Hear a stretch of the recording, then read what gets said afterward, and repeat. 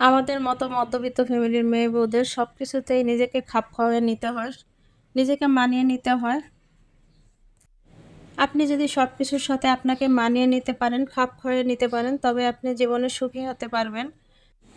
আর আপনি যদি মানিয়ে নিতে না পারেন, আপনার সাথে ঘটে যাওয়া অন্যায়ের প্রতিবাদ করেন, তবেই আপনি অসুখী। আসসালামু আলাইকুম, আমি শিল্পীস কুকিং অ্যান্ড ব্লগ থেকে সবাইকে স্বাগত জানাই। কাছে দূরে যে যেখান থেকে আমার ভিডিওটি দেখছেন, আশা করি ভালো আছেন। প্রতিদিনের মতো আরও একটি নতুন ভিডিও শেয়ার করতে যাচ্ছি আপনাদের সাথে, আশা করছি আপনাদের ভালো লাগবে। আজকের ভিডিওটা আমি সকালের নাস্তা দিয়ে শুরু করলাম। এখানে আমি সকালের নাস্তার জন্য রুটি বানিয়ে নিচ্ছি। আর আজকে আর রুটির সাথে ভাজি করব না, কালকে রাতে আমি গরুর মাংস রান্না করেছিলাম, তো ওখানে অনেকটা গরুর মাংস রয়ে গেছে, তো গরুর মাংস থাকবে। আর হচ্ছে কালকে আমি মুগ ডাল দিয়ে ডিম দিয়ে রান্না করেছিলাম, তো সেখানেও ডালের তরকারি কিছুটা রয়ে গেছে, এই জন্য আজকে আর আমি ভাজি করব না। মুগ ডাল, তারপরে গরুর মাংস, ডিমও আছে একটা, তো ওই দিয়ে আজকে সকালের নাস্তাটা হয়ে যাবে। তো আমি রুটি সেঁকে নিয়েছি, আর এই যে চারটা রুটি আমার বেশি থেকে গেছে, তো চারটা রুটি আমি একটু সেঁকা দিয়ে নিয়েছি। 5 সেকেন্ডের মতো সেঁকা দিয়ে আমি এখন এই রুটিগুলো ফ্রিজে ফ্রোজেন করে রাখবো। তো এর আগের ভিডিওতে আমি দেখেছি যে আমি কিভাবে রুটি বা পরোটা ফ্রোজেন করি। আর সকালের নাস্তায় চা তো থাকবেই। তো এই তো নাস্তা শেষে আমি এখন কিচেনে চলে আসলাম, আর দেখেন আমার জামাই কি শত্রুতা করলো আমার সাথে। মনে হয় যেন কোন জন্মের শত্রুতা আছে ওর সাথে আমার। আমার আসলে বাসায় মাছ কাটাটা খুবই অপছন্দ, আর আমার একদম কাজের মধ্যে সবচেয়ে মানে অপছন্দের কাজ হচ্ছে এটা। তো অফিসে যাওয়ার সময় মাছটা দিয়ে গেছে, ওর নাকি হাতে সময় নাই যে দাঁড়িয়ে থেকে কেটে নিয়ে আসবে। আর মাছটা দিয়ে যাওয়ার সময় বারবারই সাবধান করছে, সাবধানে কেটো, হাত কেটো না। এই হলো অবস্থা, এইরকম দরদ আর কি। কিন্তু মাছটা দেখে তো আমার মাথাটা পুরাই গরম হয়ে গেছে, কি করব। ওই যে বললাম, কিছু বললে এখন আরও সমস্যা বাড়বে, কমবে না। তো এই জন্যই আমাদের গৃহিণীদের মুখ বুঝেই সব সহ্য করতে হয়। সে 10 মিনিট আগে বাসা থেকে বের হলে এমন কোনো সমস্যা হতো না। সে তার নির্দিষ্ট সময়ে বের হয়েছে, কিন্তু বাজারে গিয়ে আর তার হাতে সময় নেই দাঁড়িয়ে থাকার। তাছাড়া উনি জানেও যে আমার বাসায় 8-10 দিন ধরে খালা নেই, খালা বাড়িতে গেছে। তারপরেও উনি কি মনে করে মাছটা হুট করে বাসায় নিয়ে আসলো। আসলে আমিও জানতাম না যে উনি অফিসে যাওয়ার সময় আবার বাজারে যাবেন। যদি বুঝতে পারতাম যে উনি আমাকে এমন সারপ্রাইজ দিবে, তাহলে আগেই নিষেধ করতাম যে না, মাছের দরকার নেই। কারণ ফ্রিজে মাছ আছে, এমন না যে একেবারেই মাছ নেই। ক্যামেরায় কতটা বোঝা যাচ্ছে ঠিক আমি জানি না, তবে এই মাছটা কিন্তু অনেক বড় ছিল। যাই হোক, নিয়ে এসেছে যখন কাটতে হবে, তো এই জন্য আমি মাছটার প্রথম আঁশটা ছাড়িয়ে নিলাম। তো একটু দেখিয়ে দিলাম যে আসলে মাছটা এতটাই ছিল, আঁশগুলো এতটাই শক্ত ছিল যে আমি প্রথমে যে আঁশ ছাড়ানোর এটা দিয়ে আঁশ ছাড়াতে চেয়েছিলাম, পারছিলাম না, যে ওটা সহ বাঁকা হয়ে যাচ্ছিল। তো যাই হোক, আঁশ ছাড়িয়ে এখন আমি হচ্ছে ভালোভাবে ধুয়ে নিয়েছিলাম, কারণ মাছের উপরে যে পিচ্ছিল ভাবটা, ওটা সরিয়ে নিলে পরে মাছটা ধরতে একটু সুবিধা হবে। তো এই তো আমি মাছটাকে প্রথমে কয়েকটা টুকরো করে নিয়েছি আর কি, বড় বড় করে কয়েকটা পিস করে নিয়েছি। এবার এগুলোকে আমার ছোট পিস করতে সুবিধা হবে, তবে পিস করে এখন আমি আবারও মাছটাকে খুব ভালোভাবে ধুয়ে নিচ্ছি। এতে করে মাছের যে পিসির ভাবটা আরও চলে যাবে, এতে করে আমার মাছটা ধরতেও সুবিধা হবে। আর মাছের যে মাথাটা, এটা দেখেই বুঝতে পারছেন যে আসলে মাছটা কতটা বড় ছিল। যাই হোক, সামলে উঠেছি। আর এভাবে পিস করে নিলে আর কি মাছটা আবার ছোট পিস করতে সুবিধা হয়। কারণ আস্ত মাছটাকে আমি রেগুলার পিস দিতে গেলে আমার অনেকটা কষ্ট হয়ে যেত।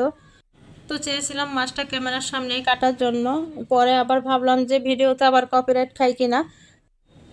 কারণ ভিডিও করতে গেলে ইউটিউবের অনেক কিছু মেনটেন করে চলতে হয়। মাছটা যেহেতু বড় ছিল, তো কাটার সময় অনেকটা রক্ত বের হয়েছে। ইউটিউবে হয়তো ভিডিওতে কোনো সমস্যা দেখা দিতে পারতো, এই জন্য আমি আর ক্যামেরার সামনে মাছটা কাটিনি। তো এই তো মাছটা আমি পিস করে এখন আবারও ধুয়ে নিচ্ছি। তবে এখন আমি আর খুব বেশি ধুবো না, যখন আমি রান্না করব তখন হচ্ছে আমি ভিনেগার দিয়ে, লবণ দিয়ে আমি মাছ ধুয়ে রান্না করি। আমি সবসময় বড় মাছ সাধারণত ভিনেগার এবং লবণ দিয়ে ধুয়ে নিই। কারণ বড় মাছে অনেক সময় কেমন আস্তে একটা গন্ধ থাকে, তাই আমি মাছ সবসময় ভিনেগার এবং লবণ দিয়ে ধুয়ে নেই। তবে আমার এই মাছটা কাটতে খুব একটা সমস্যা হয় না, কিন্তু যেটা হয়েছে মাছের মাথাটা কাটতে খুব সমস্যা হয়েছে, যেহেতু মাছের মাথাটা অনেক বড় ছিল আর অনেকটা শক্ত। আর আমাদের বাসার নর্মাল বটি দিয়ে এত শক্ত মাছের মাথা কাটা খুব কষ্ট ছিল। তারপরে যাই হোক, মাথাটাকেও আমি শেষ পর্যন্ত কেটে নিয়েছি। আর এই মাছ কাটতে গিয়ে যেহেতু আমার অনেকটা সময় নষ্ট হয়ে গেছে, এখন আবার দুপুরে রান্না করতে হবে দ্রুতই। কারণ আমাদের গৃহিণীদের সকাল থেকে শুরু করে দুপুর পর্যন্ত যে কাজগুলো, এই কাজগুলো নির্দিষ্ট সময়ের মধ্যেই শেষ করতে হয়। যেমন সকালের নাস্তাটা সকালের মধ্যেই রেডি করতে হবে, এখন দুপুরের খাবারটাও দুপুরের 2টার মধ্যেই রেডি করতে হবে। যাই হোক, এই তো আমি মাছের মধ্যে এখন কিছুটা লবণ, হলুদ, মরিচ মাখিয়ে মাছগুলো ভেজে নিচ্ছি।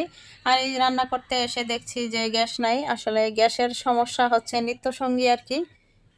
কি আর করা, আমি এখন এই চুলায় এক চুলায় মাছ ভাজবো, রান্না করব, মাছ রান্না করব। আর সংক্ষেপে আমি আমার ইলেকট্রিক চুলায় ডাল রান্না করে নেব। ডাল রান্না বলতে আমি ডাল ভুনা করে নেব। তো প্রতিদিনের মতো আজকেও সেই সেম রিকোয়েস্ট করে নিচ্ছি, আমার ভিডিওটির কোনো অংশ যদি আপনার ভালো লেগে যায় তাহলে প্লিজ ভিডিওটিতে একটি লাইক দিয়ে ভিডিওটি কন্টিনিউ করবেন।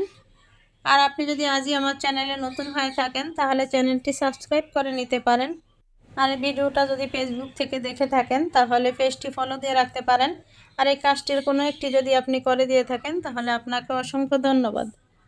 তো যাই হোক, আমি মাছ ভেজে ওই চুলাটা অফ করে দিয়ে এখানে আমি পাশের চুলায় আর কি মাছ ভুনা করব, সেই মশলাটা কষিয়ে নিচ্ছি।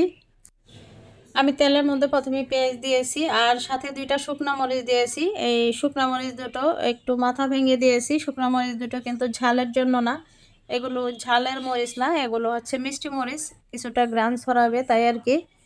তো দিয়ে কিছুক্ষণ ভেজে তারপর একটা টমেটো আর 2টো মাঝারি সাইজের পেঁয়াজ পেস্ট করে নিয়েছিলাম ব্লেন্ডারে। তো টমেটো এবং পেঁয়াজের পেস্ট দিয়ে কিছুক্ষণ নেড়ে চেড়ে তারপর দিয়ে দিলাম আদা বাটা, রসুন বাটা। তো আদা এবং রসুন বাটা দিয়ে কিছুক্ষণ নেড়ে চেড়ে আদা বাটার এবং রসুন বাটার গন্ধটা চলে যাওয়ার পর এখন আমি দিয়ে দিচ্ছি জিরার গুঁড়া আর ধনিয়ার গুঁড়া।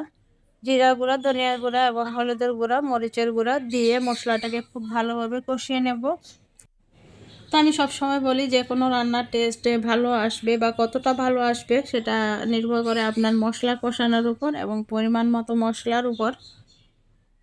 আসলে আজকে আমি ভিডিওতে ভয়েস দিচ্ছি, খুবই কষ্ট হচ্ছে, বারবার ভয়েস দিচ্ছি আবার কাটছি, কারণ আমার পাশের বিল্ডিংয়েই ওরা পাখি পালে আর কি। তো এটা একটা টিয়া পাখি, এত ডাকতেছে আজকে, এই জন্য আমি যতবার ভয়েস দিচ্ছি ও ডাকতেছে।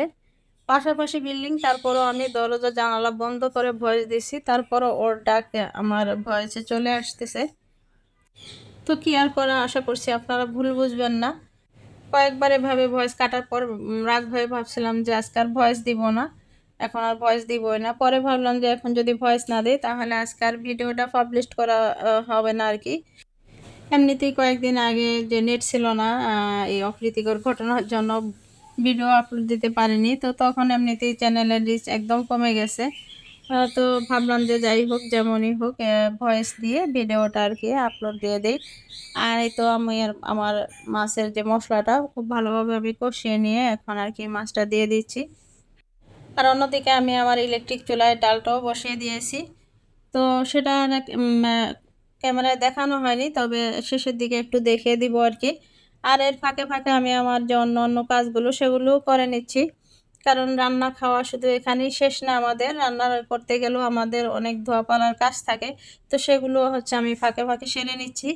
যেহেতু অনেকটা সময় আমার মাছের এখানে ব্যয় হয়ে গেছে, তো নির্দিষ্ট সময়ে কাজ শেষ করার জন্য আর কি আমি এখানে ডালের ভিডিওটা আর করতে পারিনি।